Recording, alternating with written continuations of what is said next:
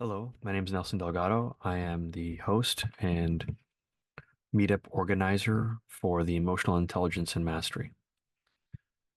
In this video, which is for the recording of Thursday, last Thursday, January 25th,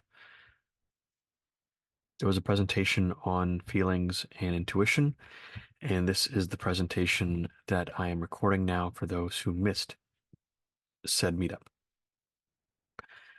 So I'm going to share the screen now, and thank you for joining me in this and watching this video on how emotions and feelings and our intuition are all intertwined.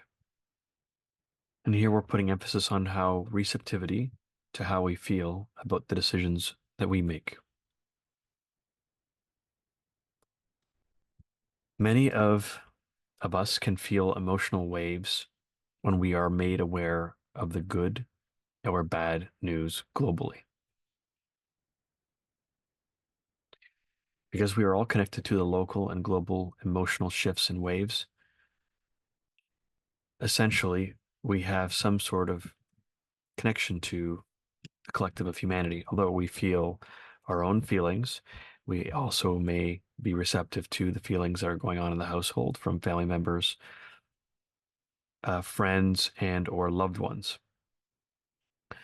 So how this would work is if you have an emotional wave and your mindset is transmitting and receiving constantly, you may feel out of the blue some sort of, let's say, sadness, for example. And I'll give you an example of this because you might have a friend or someone close to you uh, that has recently lost somebody in the extended family, and they're feeling this in a different part of the world, and you keep close connection with this individual.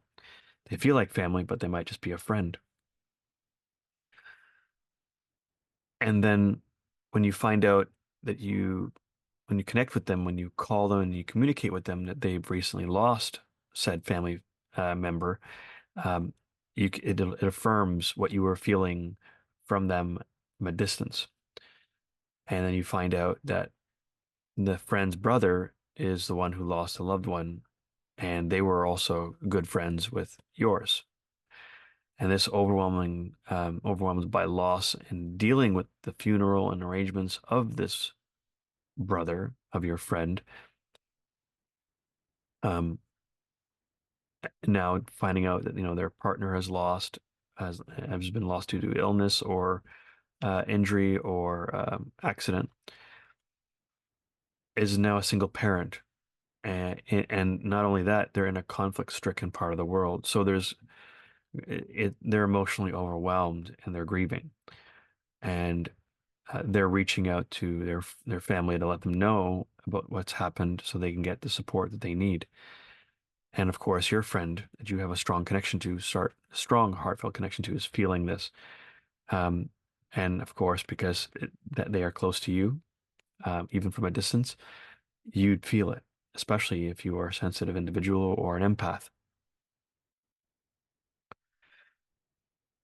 There's scientific, there's scientific, there's science to back up this claim because there's measured evidence that has found that emotionally charged, focused intention being sent to a specific person at a distance can be felt within moments of being sent. So, common thing here is that you can have a feeling about someone you have created a accord with, you care for, or something that has happened or will happen. And then one attempts to use logic and reason to understand it, and that doesn't help. And so it's it's habit that we dismiss it. Then a person related to the event or situation has brought this to your attention that prompts the question, how did I know? So we know that we encounter this when we have someone we care about that we think about, and then there's different feelings that come up, and then they call us, and then you wonder, how did you know? I was just thinking about you, and so on and so forth. And then it was something important that they had to share. That being said, in regards to the emotional transference that is happening, it's important to become more comfortable with it and become more confident in how to manage it and developing emotions through and developing the process of decision making and emotional, I guess you could say, boundary creation with one's intuition. So there are four areas one can address. So one is emotional vocabulary and discernment, and that is to understand uh, what is your feelings and what is theirs, and what needs to be separated or at least organized so that you know what's emanating from within you and what are they emanating, and how do you make sense of what is being asked of you internally and from others. The next one is creating emotional boundaries. And what's good is a morning mantra that encourages pausing to feel, informing others the time you need to respond, if you need to respond at all, informing others how you feel and when appropriate, and how and what kind of message you want to send and how you want to send it, informing others that you trust about what triggers you as well. Weekly emotional journal and flushing practices, so grounding techniques, um, frequent 5 to 15 minute pauses, fresh air, breathing exercises such as 4 second in breath, holding that for a moment, and then 8 second out breath, which allows the parasympathetic nervous system to be activated. So you have a good balance of both doing and resting and rejuvenating. Journaling about the emotional waves that surface throughout your day or through your week, and even taking a shower. Conscious heart cord cutting from toxic relationships that uh, have not had closure to them as well is important. I'm going to share one of those as well. I'm going to stop the share here, but so you could see what I'm doing. So in this, everyone has a heart center. And so oftentimes what we don't understand is that in that subtle body that we have many layers. And in this field, it's a torus, so either have information going up from the bottom, out from the top in a circular fashion, but also information being sent out and being received from the forward, or it's being sent out from forward and being received from backward. So for example, if you have a heart connection with somebody currently that you are perfectly fine with because you've developed a trusting relationship and you can share and receive information intuitively from them, then you can maintain your connection. However, if you feel like you are being overwhelmed by an external connection, you could take note of that and the person or places that are experiencing that matter to you. And then once you've acknowledged that, you can cut the cord, and you can do visualization practices, and use your hand, almost like I guess you could say, a energetic axe, and start cutting at the going from top down, cutting at that cord while you visualize severing the connection. And you even can vocally say, I hereby sever the connection between myself and the other or the circumstances, while I also understand that they have some sort of need for being consoled and supported. I disconnect myself from this as it is overwhelming me and distracting me from being able to do my tasks and what I need to prioritize at this moment in my life.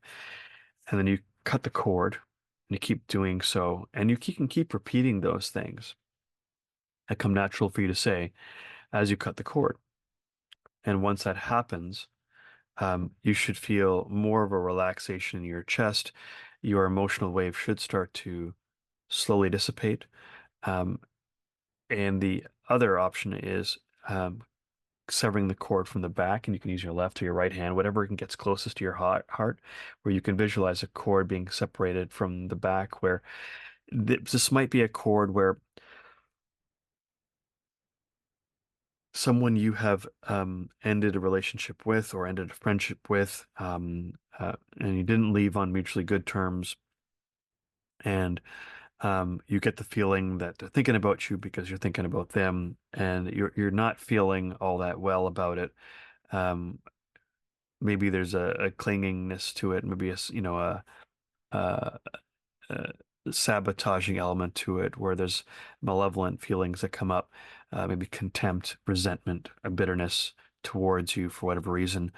And you're feeling that while you're thinking of them, and it's out of the blue. And at that point, you could say, well, it seems like I still have a cord connected to them, or they are trying to extend a cord to me, sending me these feelings and thoughts. And so you go ahead and you sever the connection to the back of your heart. So once you sever that connection, when you feel like you have severed it enough, you can confirm with the body certain practice. And this would be one where you stand up straight and you use just enough effort to stand up straight. And you ask the question, have I done enough work to sever the cord to the individual that came to surface in my mind and the feelings associated? And if your body leans forward, then that's an affirmative. If your body leans backward, then you might still need some more work doing that, or there might be another individual who you had a similar experience to, who might be also sending you these feelings, or you might still have a a feeling or connection to them, and you want to end that cording or sever the cording. And if it's not a cording, you can even ask while you're using that testing method whether or not the person is sending you a sabotaging energy, or whether you still have a sabotaging energy that even maybe you unconsciously allowed for it to be manifested in your heart center, where you might feel like you're always going to attract the same kind of people in your life that hurt you or treat you in ways that you become maybe even accustomed to. And so you can even engage in um, sabotage release, where um, you might even get an impression of what it might look like in terms of sabotaging energy, and you can choose to um, engage in that part where you can have a feeling that comes up, and whether you can feeling in the back or feeling in the front, where you feel the sabotaging energy, and you just let that feeling come to surface. If the body confirms that as a sabotaging energy, and then you can start, trying to pull it out, whether it be like a knife in the back, sort of poetic sort of thing, or a wall around the heart, or a shield that you might have there, and an element that interferes or discourages the heart from opening up to people and becoming vulnerable to interactions with other people. And so as you do that work and you explore that, you can, whatever comes up in terms of a visual, allow it to come up on its own naturally. And then you can then request the release and then do enough work until you feel as though your body's responding, yes, you've released that. Um, and you should feel a little lighter around the heart. You should be able to feel like more of an expansion in your chest from this experience, maybe a little bit more warmth in the core there as well. And that's just a means to become to basically do the self-care part around the heart, but also reflect upon decisions made um, that repeated the same cycle of adversity in regards to relationships and opening up your heart. And if you have an emotional authority like I do, um, you want to be able to cultivate a trust with it. That if your heart isn't in it, or you feel like you feel compelled by your humanity to help somebody, but you get this feeling that it won't end well. They may not be grateful for what you do. They may not appreciate it. They might even be defensive. They might even inform you, well, I didn't ask for your help, that sort of thing. If they're going to be that way, um, and you have a feeling beforehand that it's better that they search for somebody else to get what they're looking for, than trusting in that feeling again, and then having more appreciation for the knowing that is here and to trust that knowing, even though there's logic and you're trying to engage with it, one must first feel if it's the right thing to do before they engage in a discerning action of how do I, how can I help them in a practical way? So pay attention to that and honor that and reflect upon when you did listen to it and it was good and you went along and it was successful, and or you ignored that knowing and you proceeded anyway, and the ramifications of or consequences of that decision and how one might have regretted that. So there is an example of an exercise that one can do to heal the heart so that you can feel a stronger connection to it. It emanates more gracefully, and so that you can hear it and feel it more as you move through life. So you're not shunning. It's the signals that come from it that would serve you well moving forward.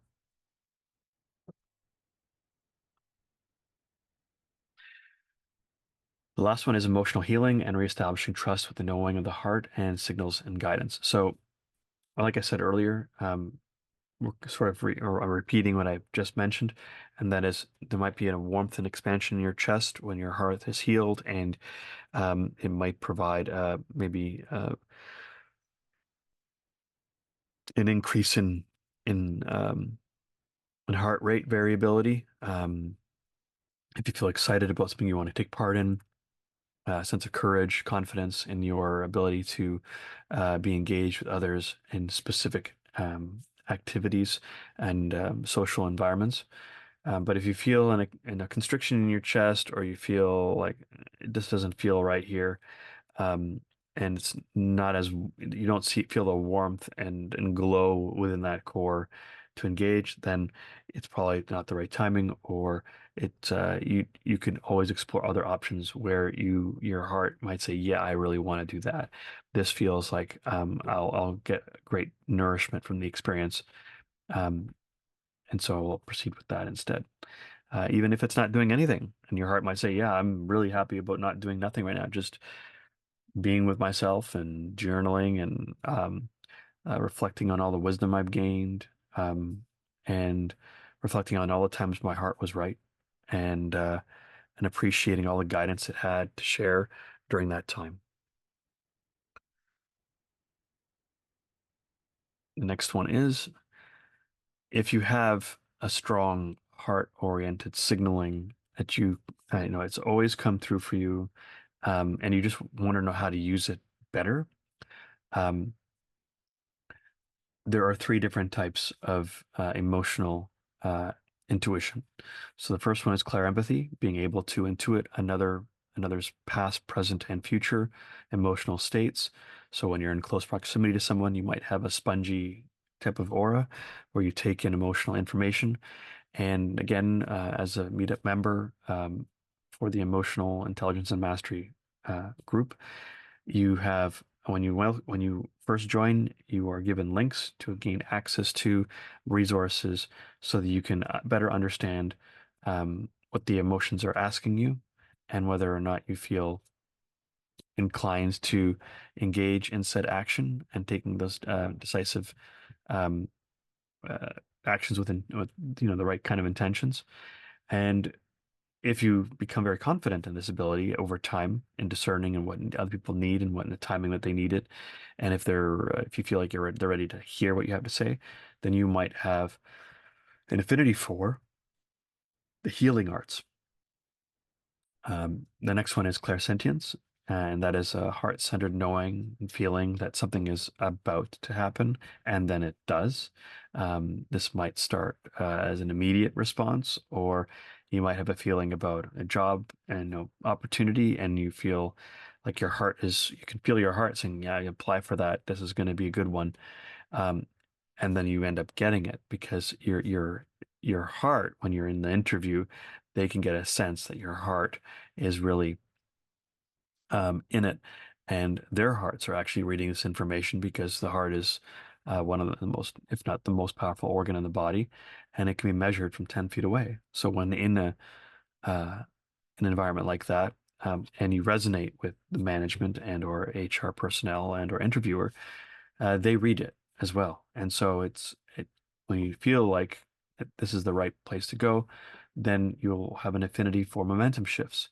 And that means that, for any type of opportunity where you feel like your heart knows it's the right decision to make, you can have logic and reason on the side, um, or in your pocket, ready to make those practical decisions on expanding, um, on the opportunities and making the most of them.